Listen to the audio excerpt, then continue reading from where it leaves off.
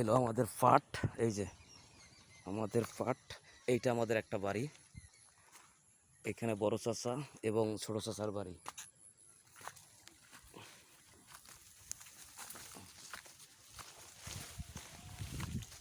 মাঝখানে পাট কাটটা বিছলা ফেলাইছি। এই যে ধানের বিছলা ফেলাইছি পাট কেটে। আল্লাহ বাঁচালে আরও 15 দিন পরে ইনশাল্লাহ পাট কাটবো। 15 দিন পরে কাটবো। ও এই যে এখানে আবার আব্বাই ফেলাইছে আর একটু বিছলা। এই